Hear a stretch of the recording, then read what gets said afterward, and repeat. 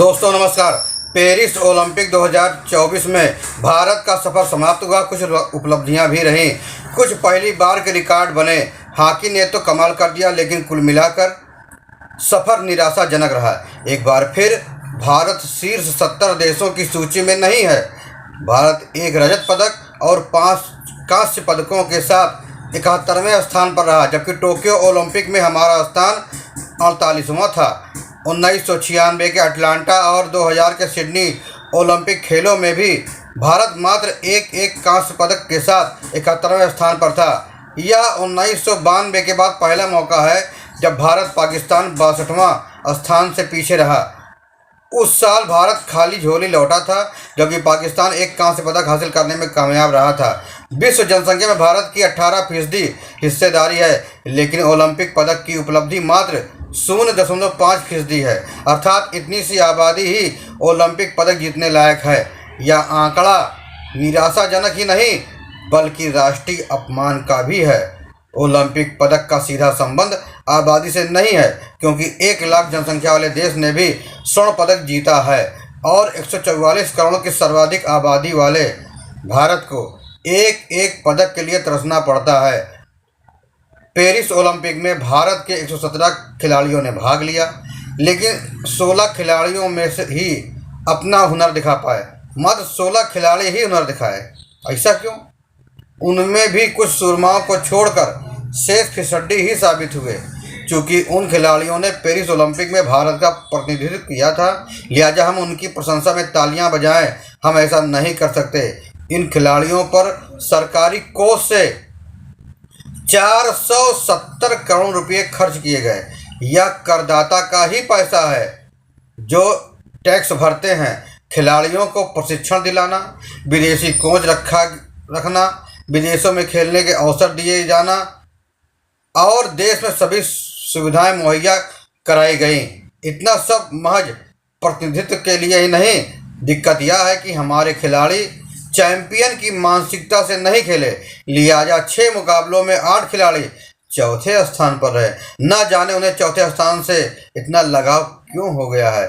इस जमात में मीराबाई चानू भारोत्तोलन, Lakshya Sen badminton, Arjun Babuta shooting, Manu Bhaker shooting, Dhiraj Ankita तीरंदाजी, महेश्वरी चौहान, अनंतजीत सिंह स्कीट मिश्रित आदि ऐसे ही खिलाड़ी हैं जो जीत की दहलीज से वापस मुड़े हैं। लक्ष्य से कांस्य पदक मुकाबले में पहला सेट जीत लिया था, लेकिन उसके बाद उन्होंने खेल में आत्मसमर्पण कर दिया। मीराबाई मात्र 1 किलोग्राम से पिछड़ गई, जबकि वह टोक्यो ओलंपिक में रजत पदक विजेता रहे। स्कीट जोड़ी भी चीन से मात्र 1 अंक पीछे रह गई। मनु भाकर ने तो 10 मीटर पिस्टल में 2 कांस्य पदक जीतकर इतिहास रचा है।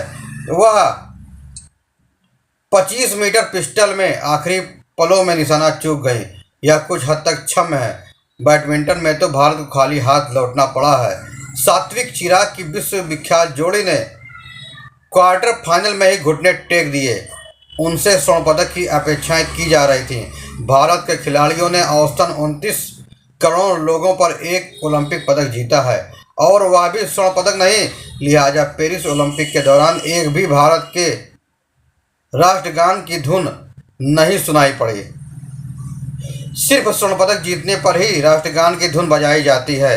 बहरहाल अब ओलंपिक खेलों का पटाक्षेप हो चुका है, लिहाजा भारतीय खेल प्राधिकरण, खेल मंत्रालय और अन्य हित साधकों को व्यापक विचार विमर्श करना चाहिए। 470 करोड़ खर्च करने के बाद भी कुछ पदक हासिल करना यह चिंता का विषय है। लगातार प्रयासों के बावजूद भारतीय खेलों में पिछड़ क्यों रहे हैं, यह सरोकार प्रख्यात बैडमिंटन खिलाड़ी और अब कोच प्रकाश पादुकोण ने भी उठाया है। खासकर लक्ष्य से सवाल किए हैं कि जीत के लिए उन्हें क्या चाहिए। एक आखिरी उम्मीद विनेश फोगाट के संदर्भ में है, जो खेल पंचायत उसके पक्ष में फैसला दे और भारतीय महिला पहलवान को रजत पदक का सम्मान मिल सके।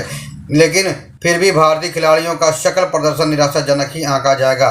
फिलहाल हम कोई निष्कर्ष नहीं देंगे। यह उनका विशेषाधिकार है कि वे बैठें और चिंतन मनन करें। कि खेल और भारत के लिए क्या बेहतर हो सकता है। ज़रूरत इस बात की भी है कि देश भर में खेल ढांचे के लिए पर्याप्त धनराशि का पर्याप्त आवंटन किया गया। इस आवंटन को तर्कसंगत भी बनाना होगा। जिन प्रदेश के खिलाड़ी कुछ अच्छा करने में सक्षम है, उन्हीं प्रदेशों को ज़्यादा धनराशि का आवंटन होना चाहिए। खेल ढांचे के लिए धनराशि का आवंटन राजनीतिक आधार पर नहीं होना चाहिए। खेल संघों की कमान भी खेल से जुड़े लोगों को ही सौंपी जानी चाहिए। जिन प्रदेशों के खिलाड़ियों ने इस बार अच्छा प्रदर्शन किया है, उन प्रदेशों को ज़्यादा प्रोत्साहन मिलना चाहिए। बहरहाल, अब जो हुआ उसे भूल जाना चाहिए, उसे एक त्रासदी समझना चाहिए।